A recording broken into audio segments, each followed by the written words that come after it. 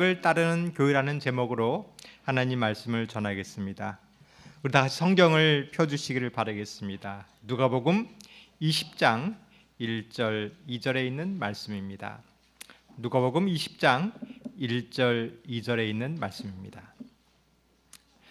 하루는 예수께서 성전에서 백성을 가르치시며 복음을 전하실새 대제사장들과 서기관들이 장로들과 함께 가까이 와서 말하여 이르되 당신이 무슨 권위로 이런 일을 하는지 이 권위를 준 이가 누구인지 우리에게 말하라. 하루는 예수님께서 성전에서 가르치셨습니다. 오늘 이 아침 예수님의 말씀을 우리가 들으시기를 바라겠습니다. 이 예배가 하나님의 말씀을 듣는 귀한 시간 되기를 바라겠습니다. 예수님께서 성전에서 가르치신 것은 우연이 아니었습니다. 지나가다 그냥 가르친 것이 아니라 중요한 목적이 있었고 하나님의 뜻이 있었습니다. 이 계획 속에 하나님의 기쁜 뜻을 발견하게 되기를 바라겠습니다. 근데 그때에 제사장과 서기관들과 장로들이 함께 와서 말하였습니다. 이것은 사람의 생각이었어요. 그들의 이야기는 하나님의 말씀을 무시하는 이야기였습니다. 오늘 우리는 하나님의 말씀을 듣고 있습니다. 하나님의 말씀을 듣고 순종하기로 결심합니다. 그때에 사람의 이야기가 들려오는 것입니다. 그 말 듣지 마. 그 말 하지 마. 성도 여러분, 오늘 하나님의 뜻과 사람의 이야기를 구별하시기를 바라겠습니다. 그리고 하나님의 뜻에 순종하기를 바라겠습니다. 이 말씀은 하루는 어느 날 이 이야기를 했는데 배경을 한번 살펴보겠습니다. 예수님께서 금요일에 베다니에 도착하셨습니다. 그리고 안식일에는 안식하시고 마리아가 향유를 부었습니다. 그리고 일요일에 나귀를 타고 예루살렘 성전에 입성하셨습니다. 그리고 월요일에 성전에서 장사하는 사람들 다 내어 쫓으셨습니다. 그리고 화요일에 성전에 들어가셔서 말씀을 가르쳤습니다. 여기서 우리가 알 수 있는 것이 있습니다. 성전에 입성하시고 성전을 정결케 하시고 말씀하셨던 것, 우리는 뭘 배울 수 있을까요? 여러분, 인생에 3일밖에 안 남았다면 무슨 일을 할까요? 아마도 중요하고 의미 있는 일을 하셨을 것입니다. 이것은 중요한 일입니다. 무슨 의미가 있었을까요? 한편 살펴보겠습니다. 예루살렘의 성전에 입성하시고 성전을 정결케 하시고 성전에서 말씀을 가르치신 것은 예수님께서 십자가 이후에 하실 사명을 암시하는 사건이었습니다. 예수님께서 십자가 이후에 하실 그 일은 교회를 세우는 거였습니다. 바로 성전은 교회인 것입니다. 성전이란 죄를 지었을 때 죄인이 그곳에 가서 죄를 용서를 받는 것이 성전입니다. 이것이 교회입니다. 오늘 이 성전에 와서 우리의 죄를 용서받으시길 바라겠습니다. 하나님께서 왜 성전을 지으셨을까요? 이스라엘 백성들이 혹 주님을 떠났을지라도 이곳에 돌아오면 용서하신다는 그곳이 성전입니다. 하나님께서 이스라엘 백성들을 결코 버리지 않는다는 약속이 성전입니다. 이것이 교회입니다. 하나님께서 우리를 결코 버리지 않기 위해서 교회를 세우셨습니다. 이 말씀을 깨닫게 되기를 바라겠습니다. 오늘 우리 죄가 다 용서받았어요. 그리고 해야 될 일이 무엇인가? 성전에서 말씀을 배워야 하는 것입니다. 오늘 이 하나님의 말씀을 배우는 목적을 깨닫게 되기를 바라겠습니다. 예수님께서 성전에서 가르치셨어요. 근데 이것은 보통 가르침과 달랐습니다. 예수님께서는 전혀 이런 적이 없었는데 나귀를 타고 왕으로서 입성하셨습니다. 그리고 성전에 장사하는 사람을 내쫓을 때 아무도 그 권위에 대해서 대항하는 사람이 없었습니다. 그리고 성전에서 조용해졌을 때 말씀을 가르쳤다는 것입니다. 오늘 이 은혜가 우리에게도 임하게 되길 바라겠습니다. 하나님은 예수님 오늘 우리에게 왕으로 임하십니다. 우리의 죄를 다 제거해 주십니다. 그러한 능력이 있음을 믿으시길 바라겠습니다. 그리고 이 말씀으로 은혜 받게 되기를 바라겠습니다. 근데 그때에 대제사장과 서기관들과 장로들이 왔습니다. 이 사람은 누구냐 하면 대제사장은 사두개인이라고 얘기합니다. 서기관은 율법 교사는 바리새인이라고 얘기합니다. 장로들은 관원이었어요. 이 사람을 사내들인 회원이라고 얘기합니다. 이 사람들은 지식인들이었어요. 높은 지위에 있는 사람이었습니다. 돈이 많고 권력 있는 사람이었어요. 성도 여러분, 이것이 사람의 이야기입니다. 우리 이러한 권력자들을 주의하시기를 바라겠습니다. 이 사람들은 화려한 옷을 입고 있었습니다. 권력을 가지고 있고 옷을 통하여, 외모를 통하여 우리에게 위압을 주고 권력의 능력을 주는 외형적인 모습을 갖고 있었습니다. 화려한 성전에서 제사를 드리면서 화려한 예식을 거행했습니다. 그러나 그들의 말에는 능력이 없었습니다. 하나님의 뜻과 사람의 생각은 외형으로 구분되는 것이 아닙니다. 예수님은 초라하게 나귀를 타고 성전에 들어오셨습니다. 이 옷은 오랜 여행 끝에 더러워졌습니다. 외형은 초라했습니다. 근데 예수님의 말에는 살아있는 능력이 있었습니다. 여러분, 하나님의 뜻과 사람의 생각을 구별하게 되기를 바라겠습니다. 외형이 아니라 내면의 말씀의 능력을 통하여 무엇이 뜻인지를 알게 되기를 바라겠습니다. 근데 이 사람들이, 대제사장과 서기관과 장로들이 함께 왔습니다. 근데 이 사람들은 절대 함께 올 사람들이 아니에요. 사두개인과 바리새인들은 원수처럼 절대로 합할 사람이 아니었습니다. 근데 왜 함께 왔을까요? 누가복음 19장 47절입니다. 예수께서 날마다 성전에서 가르치시니 대제사장들과 서기관들과 백성의 지도자들이 그를 죽이려고 꾀하되. 이들이 함께 온 이유는 예수님을 죽이기 위해서 왔습니다. 오늘날도 마찬가지입니다. 여러 나라들이 있어요. 그 나라들은 결코 합해지지 않습니다. 여러 종교들이 있습니다. 이 종교들도 결코 합할 수가 없습니다. 오늘 정치 세력들도 결코 합해지지 않습니다. 근데 그들이 합해질 때가 있습니다. 왜냐하면 예수님을 죽이기 위해서 합해질 때가 있을 때, 그때 이것이 인간의 생각임을 알게 되기를 바라겠습니다. 근데 그들은 예수님을 죽이려고 했을 때 예수님을 죽이려고 하지 않습니다. 오늘날 그 인간의 생각들은 이 교회를 죽이려고 하지 않습니다. 꾀를 내는 것이에요. 그것은 겉으로는 정의를 얘기합니다. 그렇지만 속으로는 자기의 이익을 추구하는 사람들입니다. 겉으로는 평화를 얘기하지만 전쟁을 일으키고 압제해서 세상을 지배하려고 하는 것입니다. 성도 여러분, 이 사람들의 생각을 구별하게 되기를 바라겠습니다. 외형이 아니라 그 속에 있는 정신을 알게 되기를 바라겠습니다. 예수님께서는 알고 계셨어요. 그리고 누가복음 20장 3절 4절입니다. 대답하여 이르시되 나도 한 말을 너에게 물으리니 내게 말하라. 요한의 침례가 하늘로부터냐 사람으로부터냐. 예수님께서는 그들의 모습을 알아보셨습니다. 그렇게 물었습니다. 요한의 침례가 하늘로부터냐 사람에게냐.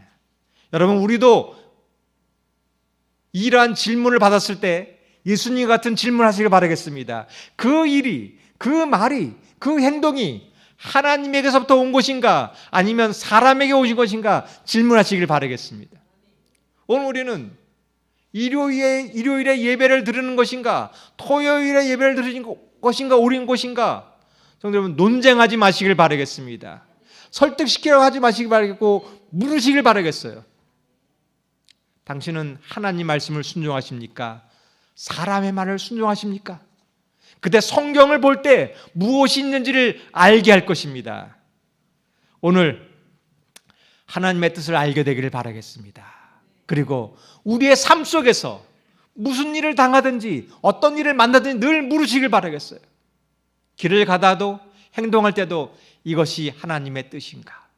사람의 생각인가 늘 묻는 것이 우리 삶의 습관이 되기를 바라겠습니다. 5절 6절입니다.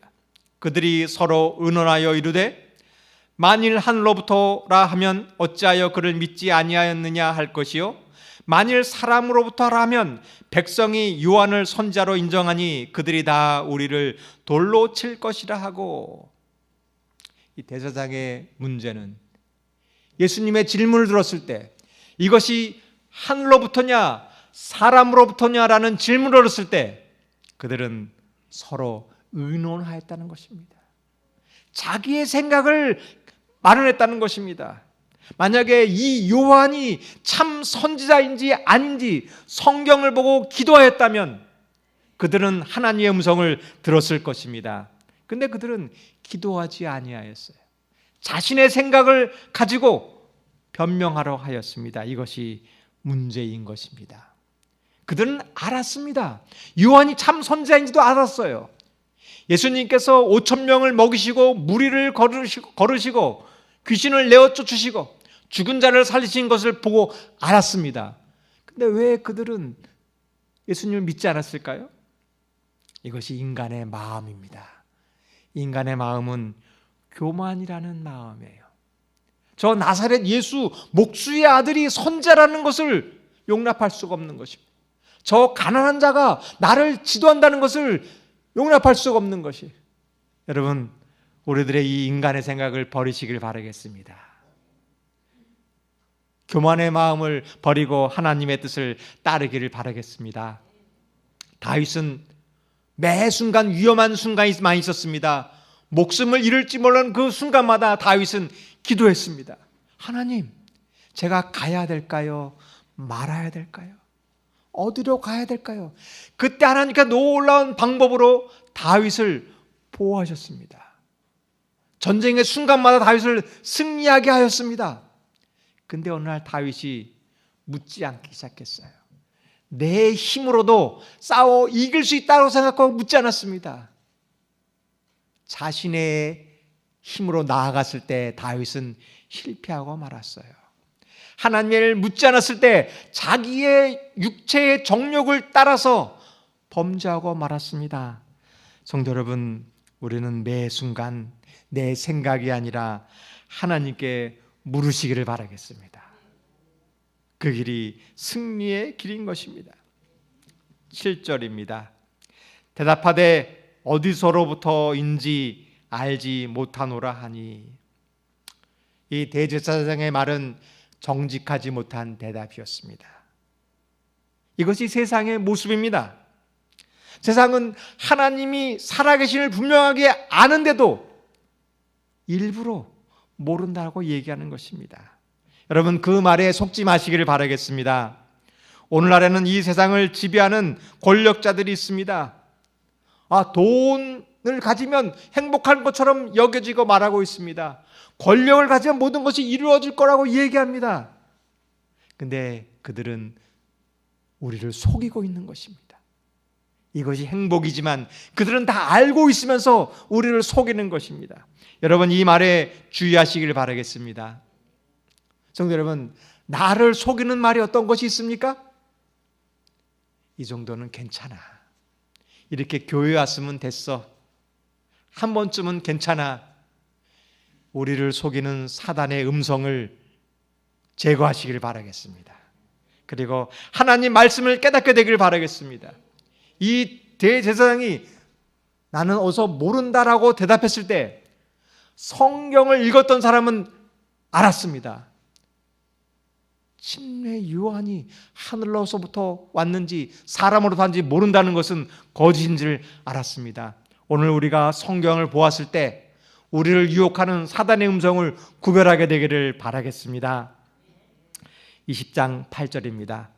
예수께서 이르시되 나도 무슨 권위로 이런 일을 하는지 너희에게 이르지 아니하리라 하시니라. 성도 여러분, 예수님의 말씀을 들으시기를 바라겠습니다. 근데 예수님의 이 말씀은 그들을 무시한 말씀이 아니었어요.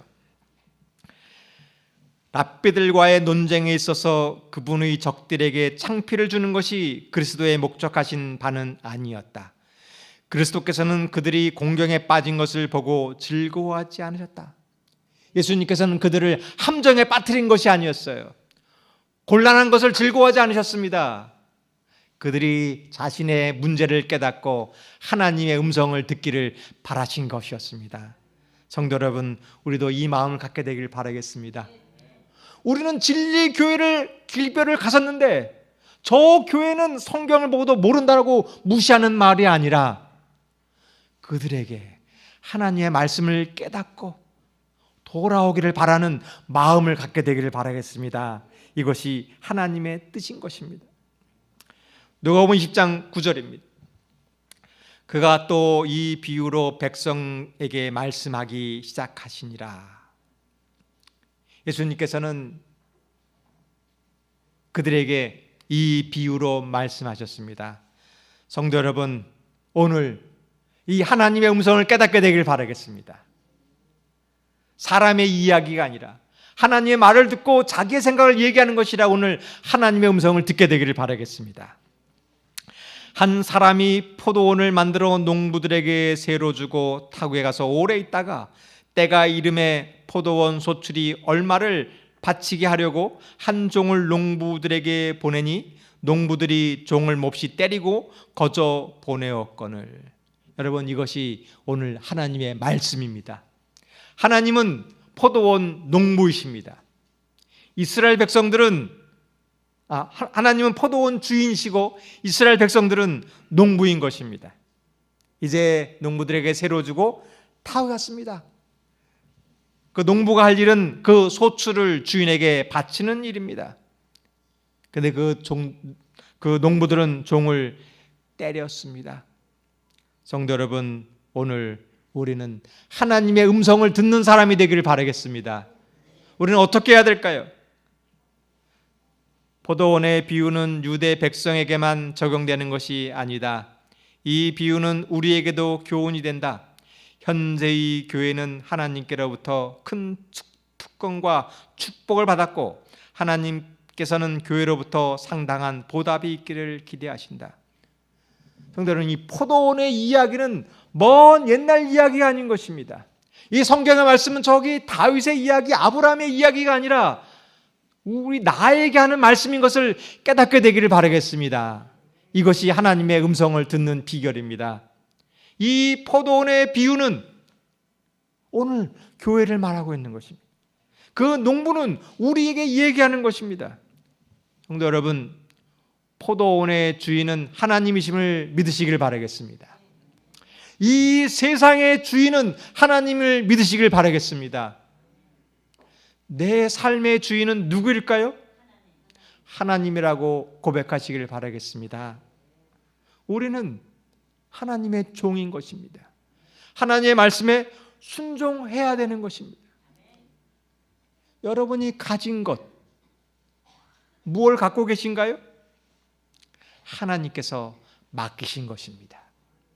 내가 있는 직장, 내가 있는 집, 내가 있는 이 가족, 하나님께서 주신 것임을 고백하시길 바라겠습니다. 우리가 해야 될 일이 있어요. 그 소출을 주님께 드리는 것입니다. 여러분, 이 하나님의 음성을 듣고 순종하기를 바라겠습니다. 그런데 이스라엘 백성들은 어떻게 했을까요? 20장 11절입니다. 다시 다른 종을 보내니 그도 몹시 때리고 능력하고 거저 보내었거늘 다시 세 번째 종을 보내니 이 종도 상하게 하고 내쫓은지라. 이 농부들은 주인이 보낸 종을 거절했습니다. 두 번째 종을 보내도 거절했습니다. 세 번째 보는 종도 거절했습니다. 왜 이스라엘 백성들은 하나님의 말을 듣지 않았을까요? 왜 선지자들을 보내서 경고하는데도 듣지 않았을까요? 이 포도원은 내 것이라고 생각했기 때문에, 이것은 내 인생인데 내 마음대로 해도 되는데 하나님의 명령을 듣지 않은 것입니다. 나만 잘 살고 싶은 마음이었어요. 이웃 나라는 관심이 없었습니다. 하나님은 이스라엘 백성의 축복을 통하여 이웃에게 복음을 전하는 것이 뜻이었는데 나만 잘 살고 있는 것이 인간적인 마음입니다. 오늘 우리의 인간적 생각을 버리시기를 바라겠습니다. 내 몸, 내 가진 것, 내 마음대로 하는 것이 아닙니다. 나만 잘 사는 것이 아닙니다. 그리고 농부들이 포도원에 합당한 비율의 실과를 주인에게 바쳐야 되는 것처럼 하나님의 백성들은 그들의 거룩한 특권에 부합하는 생애로서 그분에게 영광을 돌리지 않으면 안 되었다. 우리도 마찬가지입니다.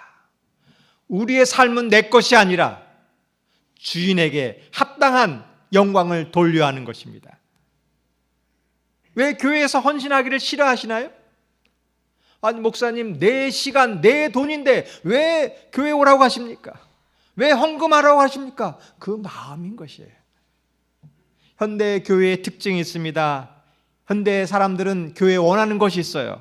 그것은 받기를 원합니다.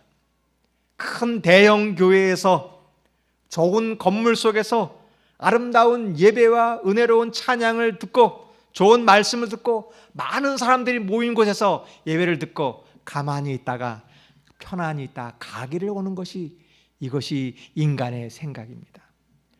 하나님의 뜻은 그것이 아니에요. 너희는 포도원의 농부다. 열심히 일하고 그 소출의 얼마를 주인에게 바치라는 것이 하나님의 뜻입니다. 성도 여러분, 우리는 바로 그 하나님의 백성입니다. 부합하는 생애로 하나님께 영광을 돌리기를 바라겠습니다. 만약에 이스라엘 백성들이 하나님 말씀을 듣고 순종하였다면 이스라엘 백성들은 그 나라에서 가장 부강한 나라가 되었을 것입니다.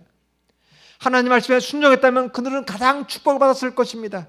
오늘 이 말씀을 믿으시기를 바라겠습니다. 내가 가지고 있는 것으로 주님께 영광을 돌리는 것이 내 삶의 가장 축복의 길임을 믿으시고 하나님의 뜻을 따르기를 바라겠습니다. 누가복음 20장 13절입니다. 포도원 주인이 이르되 어찌할까 내 사랑하는 아들을 보내리니 그들이 혹 그는 존대하리라 하였더라.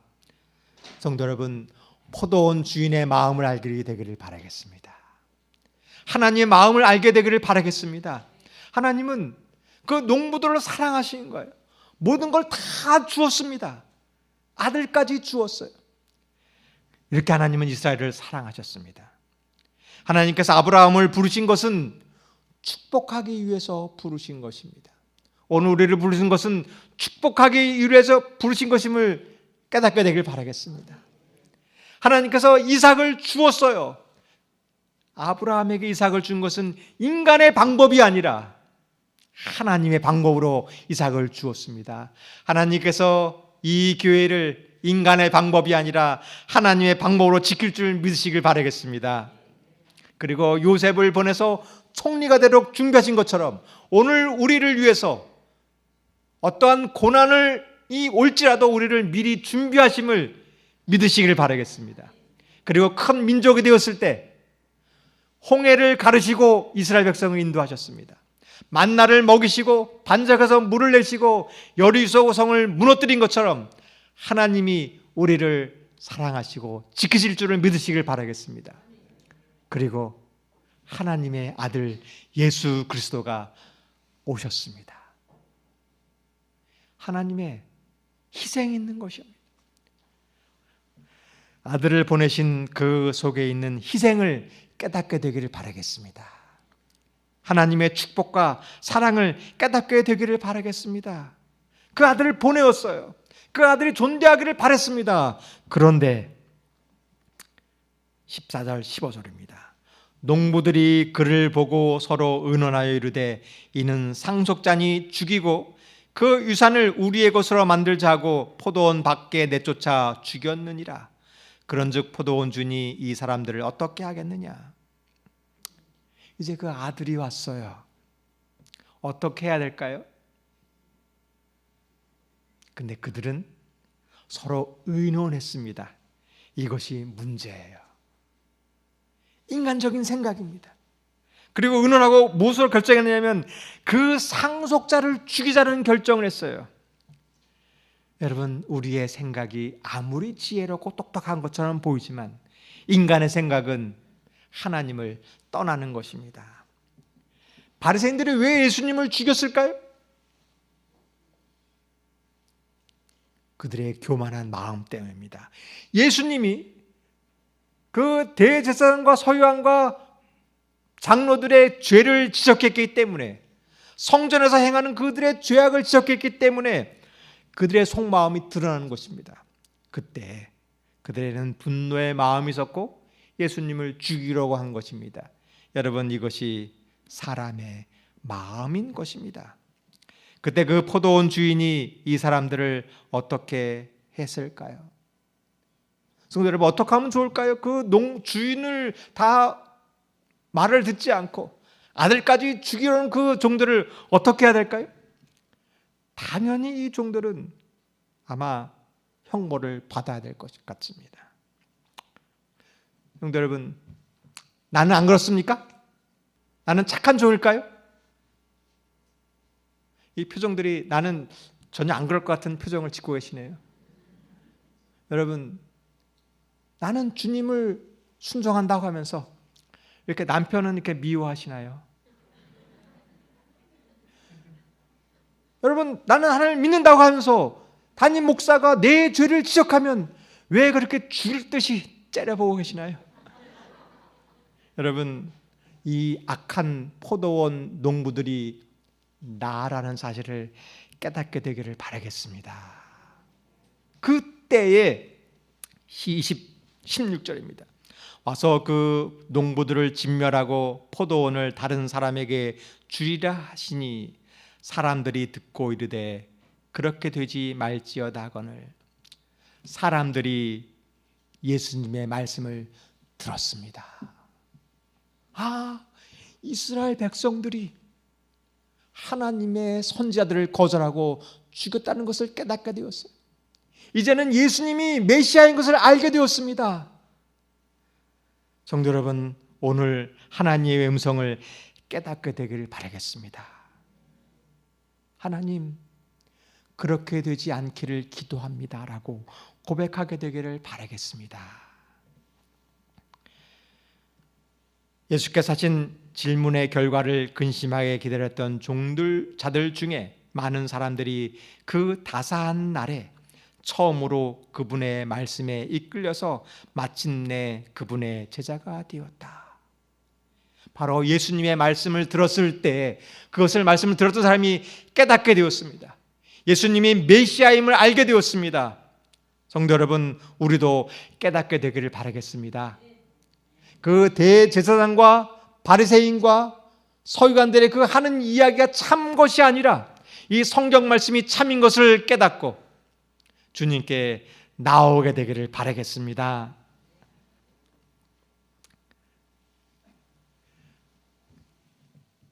예수님께서 이렇게 얘기했습니다.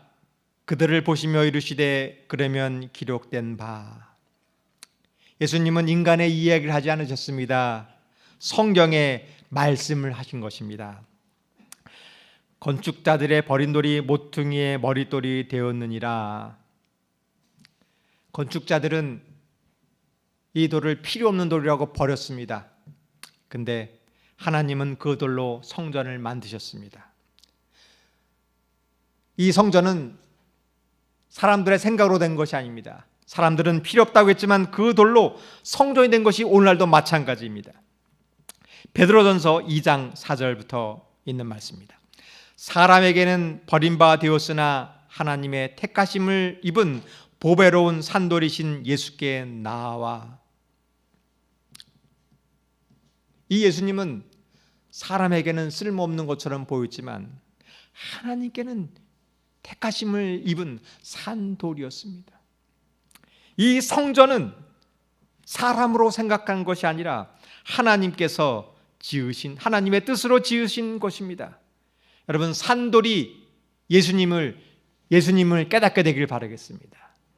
이 성전이 예수님을 깨닫게 되길 바라겠습니다. 그리고 너희도 산들과 같이 신령한 집으로 지어진다고 그랬습니다. 우리도 예수님과 함께 연결되어서 이 성전을 지어지는 것입니다. 이 성전이 예수님인 것처럼 우리도 예수님과 연결되어서 지어지는 것입니다.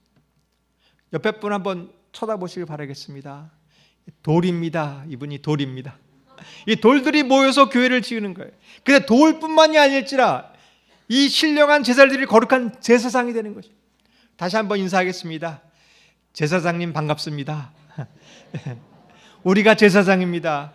우리가 돌이고 우리가 제사장이고 우리가 성전입니다. 이것이 성경 말씀이에요. 6절입니다. 성경에 기록되었으되, 이것이 신약의 기별입니다. 구약에 있던 상징이 신약에 실제로 오신 것이 신약입니다. 그분이 바로 예수님이고, 모퉁이 돌을 시온에 둔 것처럼 예수님께서는 교회를 세웠습니다. 하나님의 뜻은 교회를 세우는 것입니다. 이 교회의 목적은 무엇일까요? 오늘 그 성전이 교회가 되었어요. 이 교회에 예수님께서 모퉁이 돌이 되셨고 우리가 그 돌이 되었고, 제사장에서 교회를 이룬 이 교회를 성전으로 세우신 목적이 무엇일까요? 그것은 믿는 자를 부끄러움을 당치 아니하게 하고 믿는 자를 보배로 여기는 것이 교회의 목적입니다. 오늘 사람들의 생각은 이렇게 얘기합니다. 여기에 있는 이 돌들은 필요 없는 것이라고 버렸어요. 건축할 때 전혀 쓸모없는 돌입니다. 모양도 초라하고 형편없고 필요한 걸 버렸습니다. 근데 하나님은 우리를 귀히 쓰시는 것입니다. 사람들은 이렇게 얘기합니다. 좋은 대학도 나오지도 않았고 좋은 직장도 없고 돈도 없고 외모도 초라하고 너는 쓸모없는 돌이야 라고 버립니다. 근데 하나님은 그 돌을 향하여 이렇게 얘기합니다. 이 돌은 보배로운 귀중한 돌이야. 성도 여러분, 사람의 말이 아니라 하나님의 말을 듣게 되기를 바라겠습니다. 사단은 오늘 우리에게 이렇게 얘기합니다. 너는 여기 올 자격이 없는 죄인이야. 너는 탕자처럼 그렇게 나쁜 사람이야. 교회 와서 기도할 자격도 없고 이곳에 와서 말할 자격도 없어. 근데 하나님은 이렇게 얘기합니다. 그러나 나와 연결된 사람은 가장 귀히 쓸 돌이라고 얘기합니다. 우리를 부끄럽게 여기지 않고 귀한 돌로 여기심을, 하나님의 음성을 듣게 되기를 바라겠습니다. 그리고 교회가 해야 될 일이 있습니다. 교회의 목적은 기뻐하는 것입니다. 우리가 보배로운 돌이 된 것을 기뻐하시길 바라겠습니다. 부끄러움을 감춰주시는 것을 감사하기를 바라겠습니다. 이것이 교회의 목적인 것입니다. 그러나 한 가지 해야 될 일이 있습니다. 그냥 바깥에 있는 돌을 가지고는 집 짓는데 쓸 수가 없어요. 다듬어져야 하는 것입니다. 무릇 이 돌 위에 떨어지는 자는 깨어지겠고 이 돌이 사람 위에 떨어지면 그를 가루로 만들어 흩으리라 하시니라. 성도 여러분, 오늘 다듬어 주시기를 바라겠습니다. 인간의 생각을 버리고 하나님의 음성으로 순종하시기를 바라겠습니다. 우리는 무엇을 다듬어 줘야 될까요? 반석에서 떨어져 깨지는 것은 우리의 독선을 버리고 어린아이와 같이 겸손하게 그리스도께 나아가 우리의 죄를 자복하고 그분의 용서하시는 사랑을 믿는 것이다. 그리고 우리가 우리의 기초이신 그리스도 위에 집을 짓는 일은 역시 믿음과 순종으로 말미암는 것이다. 성도 여러분, 우리의 독선을 버리시기를 바라겠습니다. 세상 사람들에게 속아서 하나님의 말씀을 무시했던 이 마음을 돌이키시기를 바라겠습니다. 그리고 분노하는 마음이 아니라, 시기와 질투하는 마음이 아니라 사랑하는 마음을 갖게 되기를 바라겠습니다.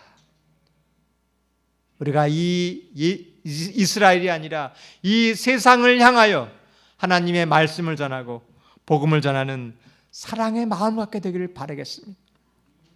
마석교회의 기초석은 예수 그리스도이십니다.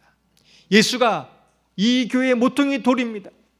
그리고 우리의 성도님들이 이 예수님과 연결되어 이 교회를 세웠습니다.